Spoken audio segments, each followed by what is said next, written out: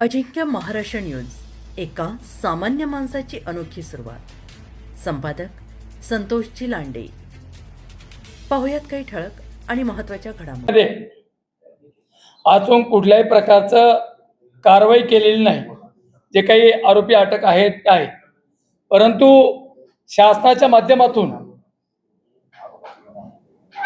जे काही त्यांना आर्थिक मदत व्हायला पाहिजे, त्या CDR मध्ये कुणाचे फोन आले ते बघितलं नाही.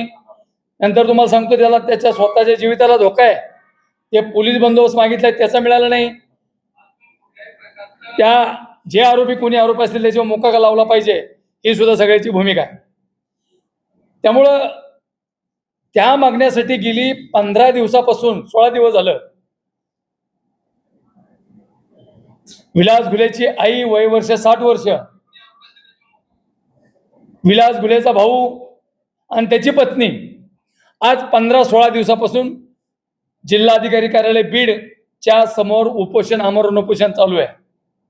हे सगळं होत असताना विलास घुलेच्या पत्नीने 20 प्रशासन केलं, तरीही शासनाला कुठल्याही प्रकारची जाग आली नाही.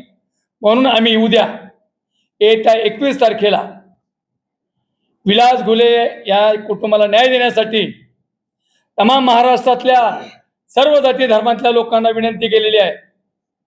आपण त्याचा खून झालाय, त्याचा खून केला गेला, अशा कुटुंबाला न्याय देण्यासाठी तमाम महाराष्ट्रातल्या सर्व समाज बांधवांनी उद्याच्या मोर्चात सहभागी व्हावं. एक शासनाला आव्हान आहे. बीडचे खासदार सोनवणे साहेबांनी सांगितलं की माझ्या मुलाचा कुठेही नाव असेल तर मी पोलिसाच्या स्वाधीन करायला तयार आहे. माझं पोलीस प्रशासनाला आव्हान आहे की जर त्यांचं नावच नाही, मग त्यांचं नाव जे मला वाटतं पुरवणी जॉबमध्ये आलं कसं, आणि जर पुरवणी जॉबमध्ये नाव आलं असतं तर शेकडो उदाहरण तुम्हाला सांगतो की त्या माणसाला, सर्वसामान्य माणसाला आतापर्यंत बाहेर राहिलाच नसता. एकतर पोलिसांनी खोटा गुन्हा दाखल केला, एकतर पोलिसांनी त्यांना मदत केली. याचं उत्तर आम्ही उद्या देणार आहे. माझी अगदी प्रामाणिक भावना आहे, जर सौरभ सोनवणेचा काही संबंध नव्हता तर पुरवणी जॉबमध्ये संबंध आला कसा, हे पोलीस प्रशासनाने सांगितलं पाहिजे आम्हाला. म्हणजे सीडीआरच्या माध्यमातून CDR दाखवले पाहिजेत. खासदार म्हणतात माझ्या मुलाचा संबंध नाही, SP म्हणतात त्यांचा संबंध नाही, मग CDRचा उपयोग काय?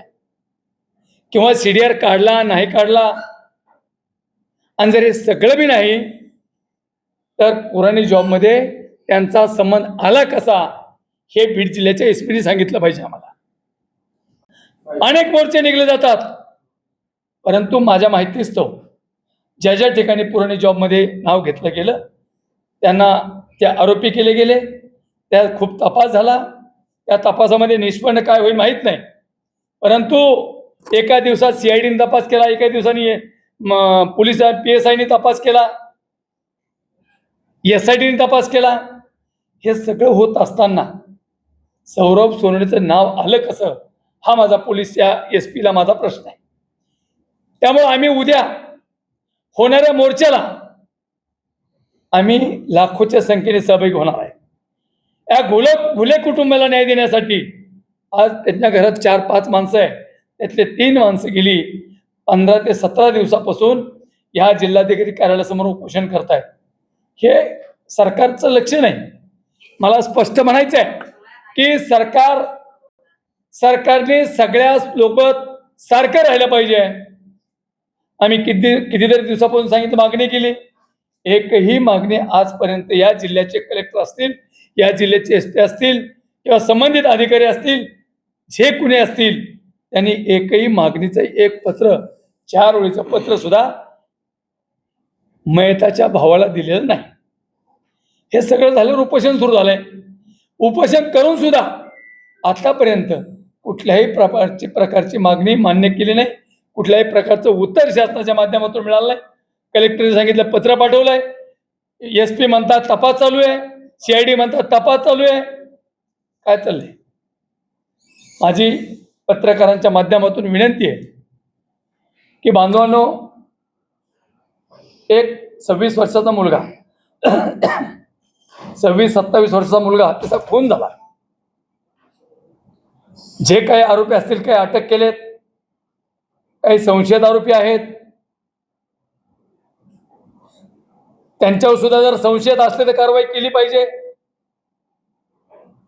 आणि हे सगळं होत असताना त्या घुले कुटुंबाला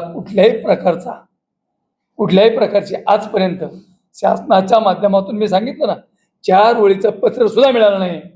मग मला वाटतं विलास घुले गेला तसा त्याच्या बायकोनी आत्महत्या करण्याचा प्रयत्न केला. म्हणजे शासनाला ह्या तिन्ही लोकांचा बळी बघायचा आहे का, हा माझा शासनाला प्रश्न आहे.